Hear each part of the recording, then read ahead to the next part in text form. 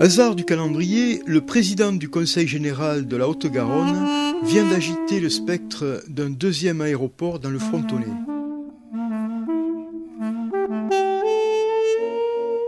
Dans le même temps, Alain Caillot, représentant la CIPA, était invité par les Amis de la Terre à débattre à l'Utopia de Tournefeuille des projets inutiles, au premier rang desquels figure celui de l'aéroport de Notre-Dame-des-Landes.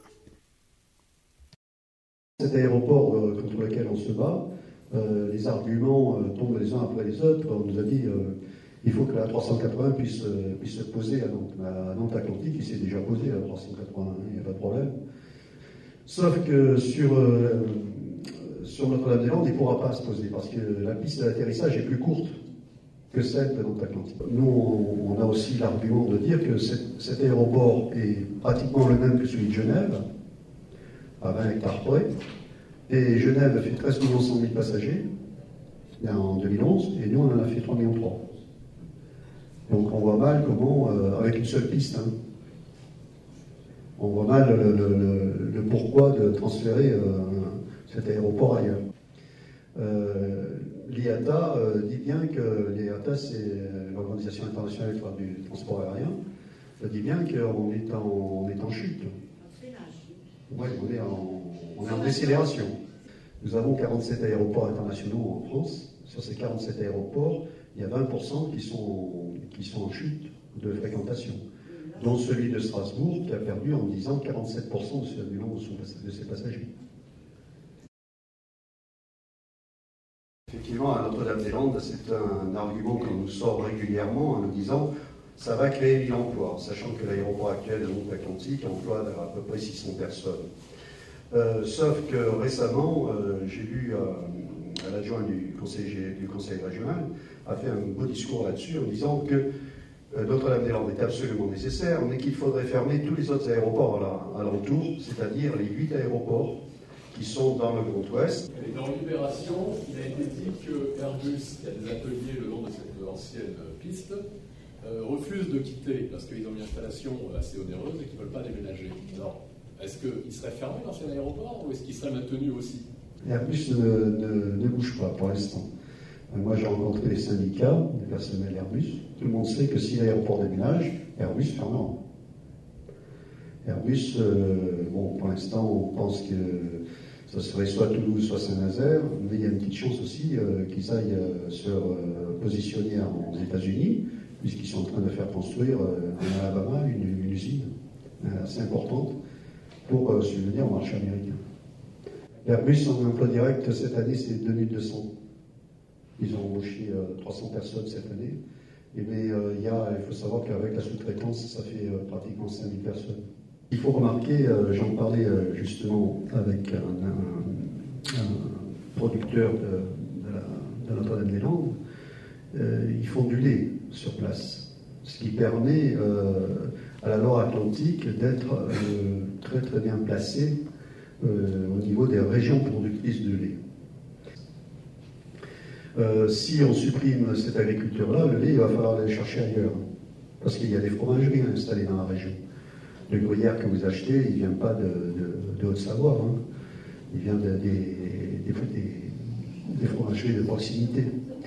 Et donc, je ne veux pas dire de bêtises, je crois que, il me semble que Sylvain m'avait dit qu'il faisait à peu près 500 000 hectolitres de lait par an. Et donc, ces 500 000 hectolitres de lait par an, il va falloir aller chercher ailleurs. C'est en Pologne ou ailleurs. Voilà, c'est ici. Et moi, ce qui me fait aussi réfléchir, c'est qu'on sait que les Chinois et les Indiens achètent massivement des terres agricoles en Afrique, en Australie, en Amérique du Sud, pour nourrir leur population. Ils les louent même dans les pays. Et nous, on est en train de bétonner le dernier espace agricole qui nous reste pour des trucs qui sont complètement inutiles.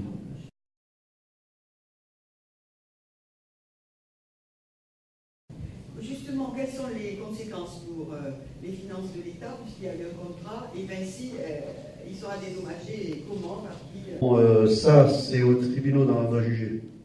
Parce qu'effectivement, si c'est le gouvernement qui abandonne, Vinci peut demander des dommages-intérêts. S'il est prouvé par l'enquête, notamment la loi sur l'eau, qu'on ne peut pas faire cet aéroport dans les conditions qui sont prévues, tout le monde est renvoyé dos à dos. Tu peux nous dire deux mots des intérêts immobiliers qu'il pourrait y avoir à Nantes? L'intérêt de déplacer Nantes-Atlantique pour l'immobilier, l'île de Nantes est dans la zone de bruit de cet aéroport. Donc les terrains qui sont des friches industrielles, en réalité, c'était principalement tout ce qui était lié à l'activité portuaire et à l'activité navale, des chantiers navals. Et ces terrains ont été rachetés comme non constructibles par tout un tas de gens qui sont très bien placés, surtout maintenant.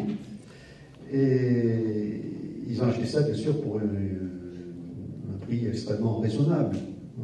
Imaginez quand vous achetiez des terrains non constructibles sur l'île de la Cité à Paris, vous voyez, ça c'est super, parce que ça peut devenir constructible si on déplace l'aéroport.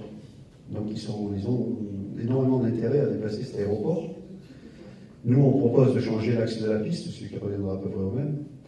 Et eux, ça leur permet de gagner énormément d'argent en très très peu de temps. Voilà, parce que du coup, l'île de Nantes deviendrait constructible.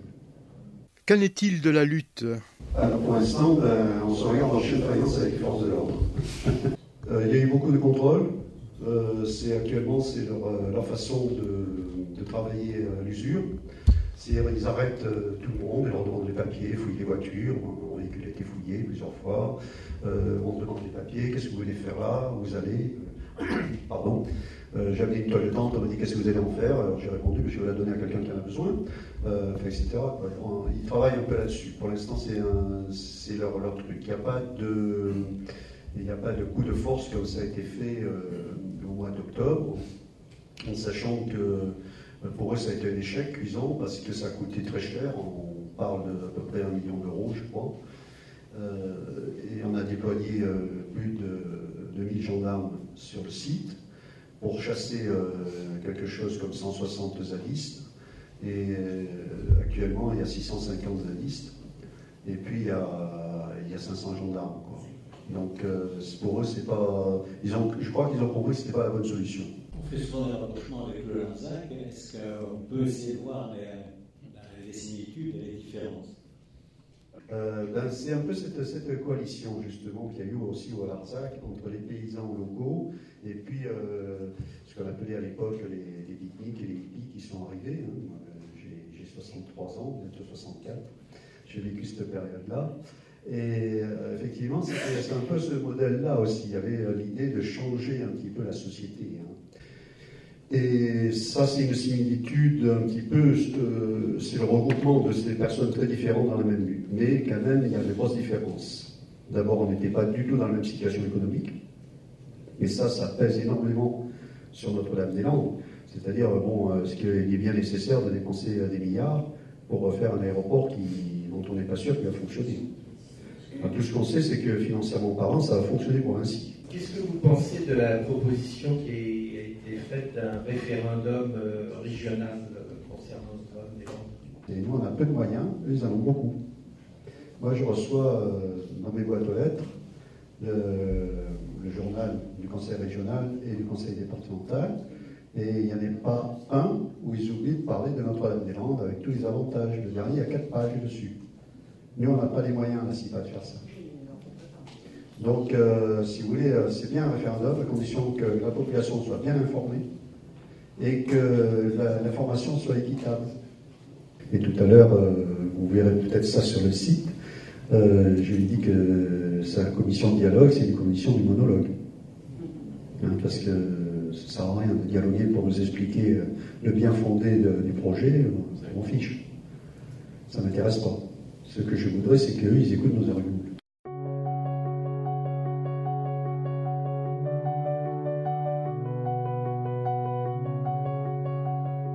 Et je crois qu'il faut que tout le monde, justement, comme on disait tout à l'heure, il faut que tout le monde s'y mette et que tout le monde prenne conscience surtout de ça. Et de ne pas dire que c'est les politiques qui dirigent, les politiques qui nous représentent. Et ils doivent faire ce que le peuple veut. Et j'ai une petite formule pour dire ça. Lorsque la loi est contre le peuple, c'est la loi qui est illégale. Le projet ambitieux dans les années 60 d'un Concorde radieux, d'une industrie qui chante. le projet innovant des années 70. Il faut dorénavant que chacun atterrisse. Le projet oublié des années 80. Le pétrole a flambé, tout ça ne sert plus à rien. Le 20e siècle est mort, plus personne ne demande le fol aéroport de Notre-Dame-des-Landes.